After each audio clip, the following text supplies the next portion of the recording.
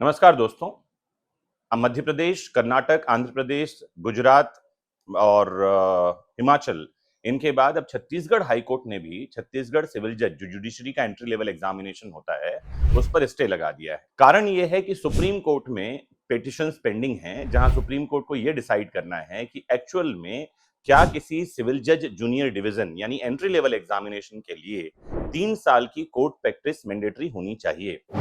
क्योंकि हर एक स्टेट का अलग ही कुछ पैटर्न है एग्जाम लेने का। जैसे राजस्थान जो है, आरजेएस एग्जामिनेशन के लिए फिलहाल अगर आप एलएलबी के फाइनल ईयर में हैं, तो आप एग्जाम में एंट्री ले सकते हैं। मतलब आपके पास डिग्री होनी भी जरूरी नहीं है जब आप प्री एग्जाम में एंटर कर रहे हैं। एमपी जुडिशरी में कुछ और ही खेला चल रहा है। यहाँ कहानी ये है कि अगर आपके पास 70% मार्क्स हैं एलएलबी में, तो आपको प्रैक्टिस की जरूरत नहीं है। अगर आपके पास 70% मार्क्स नहीं है, तो 3 साल की प्रैक्टिस की जरूरत है। छत्तीसगढ़ पीएससी ने अभी जो वैकेंसी निकाली थी, पहले उसमें यह कहा कि केवल रजिस्ट्रेशन होगा तो आप एग्जाम में एंट्री कर सकते हैं। मतलब एज एन एडवोकेट अगर आप रजिस्टर्ड हैं, तो आप एग्जाम का फॉर्म भर सकते हैं। फिर पता नहीं क्या हुआ, अचानक से उनको लगा कि नहीं ये गलत है, तो उन्होंने फिर एग्जाम की डेट एक्सटेंड कर दी और लिख दिया कि नहीं, अगर आपके पास एलएलबी की डिग्री है तो ही आप एग्जाम में एंटर कर सकते हैं। तो ये सारी जो अलग-अलग स्टेट के जो नियमावली है, रूल्स हैं एंट्री के लिए, इन सब को एक समान रखने के लिए, एक प्रारूप में रखने के लिए सुप्रीम कोर्ट में मामला चलने वाला है। 18 मार्च को डेट थी, लेकिन वो डेट आगे बढ़ा दी गई। मैं कुछ तर्क आपके सामने रखने वाला हूं आज कि ये 3 साल की प्रैक्टिस होनी चाहिए कि नहीं होनी चाहिए इस बारे में, और हो तो स्टूडेंट्स क्या कर सकते हैं। आप लास्ट तक इस लेक्चर से जुड़े रहिए। अगर आपको मेरे लॉजिक और तर्क समझ में आते हैं, तो वीडियो को इतना शेयर कीजिए कि ये सुप्रीम कोर्ट के जजेस तक पहुंचे, और जिस दिन हियरिंग हो उस दिन इस सेंसिटिव मैटर पर वो सेंसिटिविटी के साथ डिसीजन लें। और अगर आपको लगता है कि नहीं, इसके अगेंस्ट कुछ आपके पास लॉजिक है, तर्क है, तो जरूर कमेंट बॉक्स में बताइए, ताकि हम दोनों ही पक्षों को एनालिसिस कर सकते हैं। आइए शुरू करते हैं। तो सुप्रीम कोर्ट और हाई कोर्ट में जो जजेस की एंट्री होती है, वो कॉलेजियम सिस्टम से होती है। मैक्सिमम लोग कौन जाते हैं जज बन के? वो जो प्रैक्टिसिंग एडवोकेट्स हैं, जिनके पास प्रैक्टिस का अनुभव है।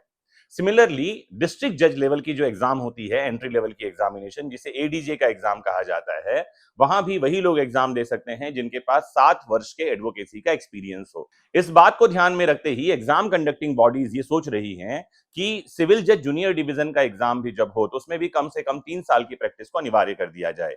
सुप्रीम कोर्ट के अगर आप पुराने डिसीजंस देखें, तो लगातार सुप्रीम कोर्ट का यह कहना है कि जुडिशरी में जो लोग आ रहे हैं, उनके पास एक्सपीरियंस होना चाहिए।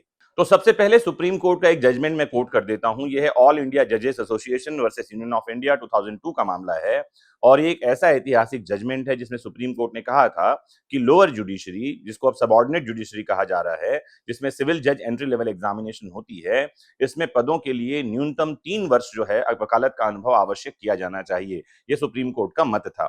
फिर 2013 का एक जजमेंट है दीपक अग्रवाल वर्सेस केशव कौशिक का। इस केस में सुप्रीम कोर्ट ने कहा कि जो भर्ती प्रक्रिया है न्यायिक अधिकारियों की, वो ठीक है, लेकिन इसमें अनुभव जो है एक एसेंशियल एलिमेंट, एसेंशियल क्वालिफिकेशन होना चाहिए, जिसको नजरअंदाज नहीं किया जाना चाहिए।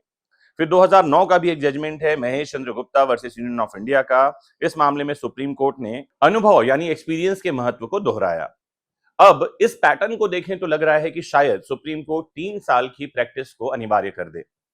मेरे कुछ सुझाव हैं सुप्रीम कोर्ट के लिए ही कि वो अगर इस 3 साल की प्रैक्टिस को अनिवार्य कर रहे हैं, तो इसको अनिवार्य करने का एक तरीका होना चाहिए। अभी फिलहाल क्या हो रहा है कि 12वीं के बाद कोई स्टूडेंट अगर एलएलबी करना चाह रहा है, तो पहले वो क्लैट की तैयारी करता है, सीएलएटी का एग्जाम देता है। क्लैट का एग्जाम क्वालिफाई करने के बाद उसको एक ठीक ठाक यूनिवर्सिटी अलॉट होती है, जहां से वो 5 साल का बीए एलएलबी का कोर्स करता है। 5 साल के बीए एलएलबी के कोर्स के बाद उसको एक एग्जाम देना होता है ऑल इंडिया बार एग्जामिनेशन का। ऑल इंडिया बार एग्जामिनेशन का एग्जाम अगर वो क्वालिफाई करता है, तो वो रजिस्टर्ड एडवोकेट कहलाता है। इस रजिस्टर्ड एडवोकेट को 3 साल की प्रैक्टिस के बाद फिर वो एलिजिबल होगा सिविल जज का एग्जाम देने के लिए। मतलब हम क्या कर रहे हैं, हम जो है युवाओं को, यूथ एनर्जी को एग्जाम के चक्कर में फंसा रहे हैं। मैं लगातार ये बात कह रहा हूं कि यूथ, युवा जो स्वयं, उसको उल्टा कर दो तो वायु हो जाता है। जो एनर्जी का सोर्स है, जो दुनिया को बदल सकता है, जो पहाड़ों को तोड़ सकता है, जो तूफान का रुख मोड़ सकता है, उसको हमने एक चंगुल में फंसा दिया है, वो exam. Exam after exam after exam. कितना आसान हो सकता है अगर इस प्रक्रिया को ठीक कर दिया जाए। सुप्रीम कोर्ट का सोचना है कि जो भी व्यक्ति जुडिशरी में आए, उसके पास अनुभव होना चाहिए। बिल्कुल ठीक कह रहे हैं आप, लेकिन आप एक काम कर सकते हैं कि जो बार काउंसिल ऑफ इंडिया है, जो कि एग्जाम करिकुलर डिसाइड करता है लॉ ग्रेजुएट्स के लिए, जो 5 साल का कोर्स का ड्यूरेशन है, उसमें 3 साल आप क्लासरूम में स्टडी दीजिए और 2 साल आप जो है उनको प्रैक्टिकल एक्सपीरियंस करवाइए। किसने मना किया है? ये प्रैक्टिकल एक्सपीरियंस वो बच्चे कोर्ट में जाकर के लें, सीखें, समझें और उसके बाद मुझे लगता है कि जो फाइनल ईयर का एग्जाम होगा 5वें साल का, जिसमें आप 5, 6 या 7 पेपर करवा रहे हैं, एक पेपर और ऐड कर दीजिए एआईबी का।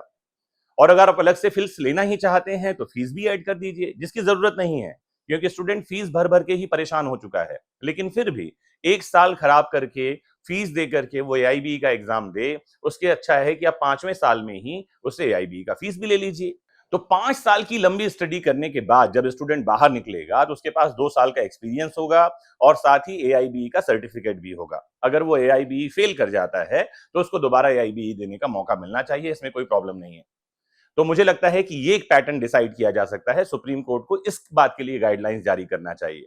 दूसरी इंपॉर्टेंट बात यह है कि स्टूडेंट उसके बाद सिविल जज एग्जाम देने के लिए एलिजिबल हो जाएगा और एलिजिबल हो जाने का मतलब सिर्फ इतना है कि वो जुडिशरी का एग्जाम दे पाएगा।